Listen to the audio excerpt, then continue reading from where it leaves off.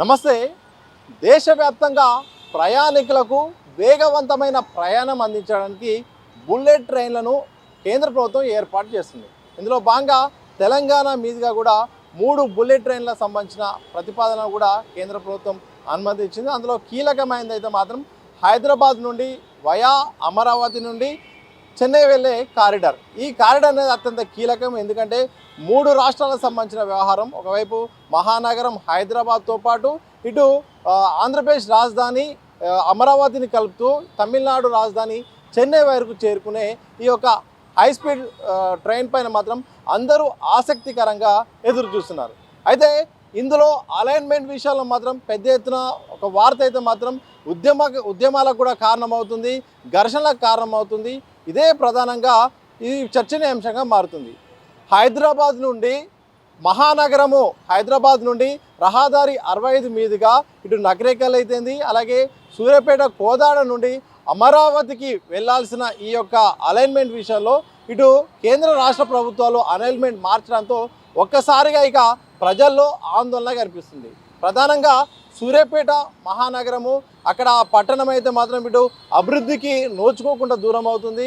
ఒకవైపు సెంటర్గా హైదరాబాద్కు విజయవాడకు మధ్యలో వారధిగా సూర్యాపేట ఉన్నప్పుడు కూడా ఇప్పటి వరకు సూర్యాపేటలో ఒక రైల్వే స్టేషన్ కూడా లేదు. అంటే రైల్వే అవకాశం లేకుండా సూర్యాపేట ఉంది. ఇలాంటి సందర్భంలో ఒక బుల్లెట్ ట్రైన్ వస్తున్న ఇలాంటి సందర్భంలో అలైన్మెంట్ మార్చడంతో ఒక్కసారిగా దీని వెనుక రాజకీయ కుట్ర ఉన్నది అంటూ కూడా పెద్ద ఎత్తున ఇటు ప్రజాగ్రహం కనిపిస్తోంది. మొత్తం ఒక జేఏసీ లాగా ఫామ్ అయ్యి కూడా మొత్తం ఇక్కడ ఉద్యమ బాట పడుతున్న సందర్భం కనిపిస్తుంది. తెలంగాణ ఉద్యమంలో ఏదైతే ప్రజా సంఘాలు ప్రజలు అన్ని రకాల పిల్లలు పెద్దలు అందరూ కూడా కలిసి ఉద్యమాలు చేశారో అదే తరహా ఉద్యమం అయితే మాత్రం సూర్యాపేట మొత్తం జిల్లాలో కనిపిస్తుంది. ప్రధానంగా ఇక్కడ ఎందుకంటే ఇప్పుడు అభివృద్ధికి అవకాశం ఉన్నప్పటికీ కూడా సూర్యాపేటను దూరం చేసే ఒక కుట్ర కనిపిస్తుంది అనేది కూడా ఇట్లా ప్రజల్లో ఆందోళన కనిపిస్తుంది. ఇందులో భాగంగా మొత్తం ఒక జేఏసీగా ఏర్పాటు చేసుకున్నారు. మొత్తం కూడా అఖిలపక్ష నేతలు కూడా ఈ బుల్లెట్ ట్రైన్ సాధన సమితిని కూడా ఏర్పాటు చేసుకుని మొత్తం ఇక ఒక ఉద్యమ కార్యాచరణ కూడా సిద్ధమవుతుంది. ప్రధానంగా ఆగస్టు 14 నుండి అయితే మాత్రం రిలే నిరాహార దీక్షలు కూడా ప్రారంభమయ్యాయి. ప్రధానంగా ఈ యొక్క దీక్షలో భాగంగా ప్రతిరోజు కూడా ప్రజాప్రతినిధులు, అఖిలపక్ష నేతలు, ప్రజా సంఘాల నేతలు, విద్యార్థులు, యువకులు ఇక అన్ని రకాల వర్గాలను కూడా మొత్తం ఈ యొక్క కార్యాచరణలో సిద్ధమవుతున్నారు. ఉద్యమ బాట కూడా పడుతున్నారు.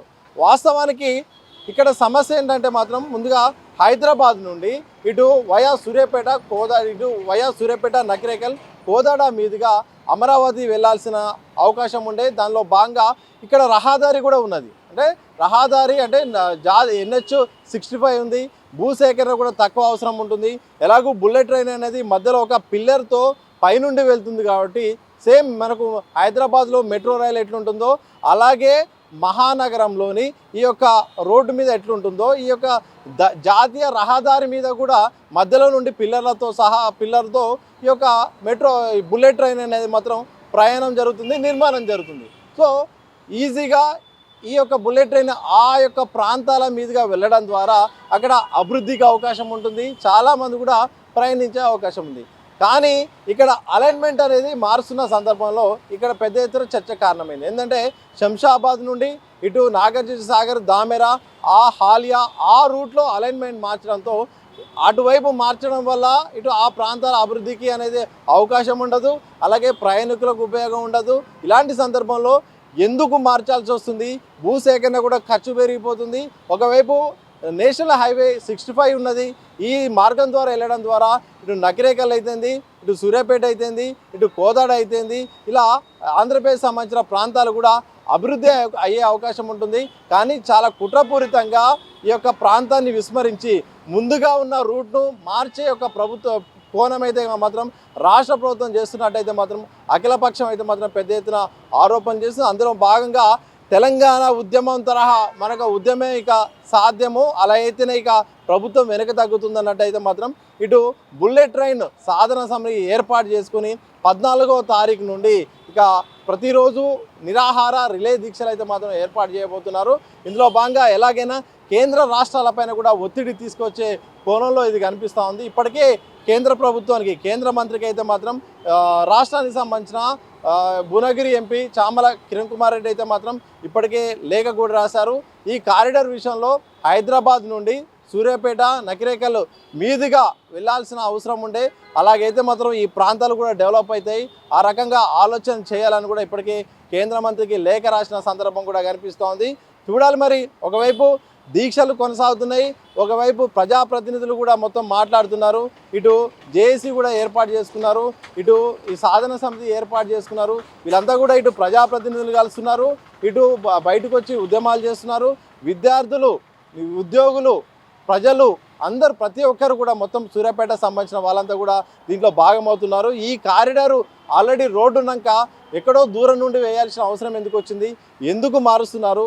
ఇక్కడ ఒకవేళ బుల్లెట్ ట్రైన్ అనేది సూర్యాపేట మీద నుండి వెళ్తే మాత్రం ఇటు సూర్యాపేట డెవలప్ అయ్యే అవకాశం ఉంటుంది. అక్కడ స్టేషన్ ఉండడం ద్వారా చాలా వరకు వందలాది మంది గ్రామాలకు కూడా చాలా వేగవంతంగా ఇటు చెన్నైకి వెళ్ళే వారికైనా, ఇటు అమరావతికి వెళ్ళే వారికైనా, హైదరాబాద్ వెళ్ళే వారికైనా చాలా ఈజీగా వెళ్ళే అవకాశం ఉంటుంది. సకాలంలో వాళ్ళ పనులు అయిపోయి చేసుకునే అవకాశం ఉంటుంది. ఇలాంటి అవకాశాన్ని కుట్రకోణంతో దూరం చేసే, ఆర్థిక ప్రయోజనాలతో దూరం చేసే ఒక వ్యవహారం అయితే నడుస్తుంది అంటూ కూడా పెద్ద ఎత్తున వినిపిస్తున్నాయి. చూడాలి, బుల్లెట్ ట్రైన్ అనేది అందరి కళ, చాలామందికి వేగవంతంగా ప్రయాణం చేసుకోవడానికి అవకాశం ఉంటుంది. ఇలాంటి సందర్భంలో హైదరాబాద్ నుండి ఇటు విజయవాడ వెళ్ళే సందర్భంలో ఇటు నేషనల్ హైవే 65 ఉండగా దాన్ని వదిలేసి ఇటు నాగార్జున సాగర్ హాలియా ముందు వెళ్ళే ఒక ప్రయత్నం జరుగుతున్న సందర్భంలో అటువైపు వద్దు, ఏదైతే ముందుగా ప్రతిపాదించిన ఈ యొక్క మార్గంలోనే వెళ్ళాల్సిన అవసరం ఉంటుంది. తద్వారా ఈ కారిడార్ అంతా కూడా డెవలప్ అయ్యే అవకాశం ఉంటుంది. ఆల్రెడీ భూసేకరణ ఉంది కాబట్టి భూసేకరణ కూడా ఇబ్బంది అయ్యే అవకాశం ఉండదు, పొల్యూషన్ కూడా తగ్గే అవకాశం ఉంటుంది. కింద ట్రాఫిక్ తగ్గి పైనుండి ట్రైన్లు వెళ్ళడం వల్ల కింద కూడా నేషనల్ హైవే కూడా ట్రాఫిక్ తగ్గే అవకాశం ఉందని కూడా ప్రజలు కోరుకుంటున్నారు. మరి ఈ విషయంలో కేంద్ర రాష్ట్ర ప్రభుత్వాలు వెనక్కు తగ్గుతాయా?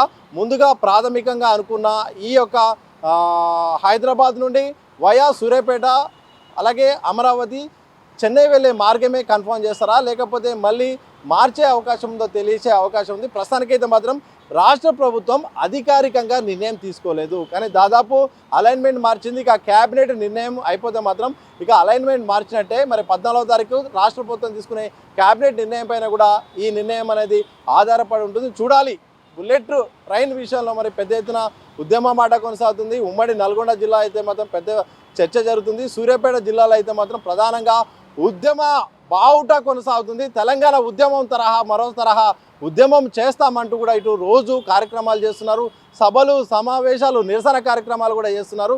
పిల్లలు, పెద్దలు కూడా పాల్గొంటున్నారు. మరి ప్రభుత్వము వెనక్కి తగ్గుతుందా, లేకపోతే మొండిగా ముందుకెళ్తుందా లేదా అనేది మాత్రం రాష్ట్ర ప్రభుత్వం, కేంద్ర ప్రభుత్వం తీసుకునే నిర్ణయాన్ని బట్టి ఆధారపడి ఉంటుంది.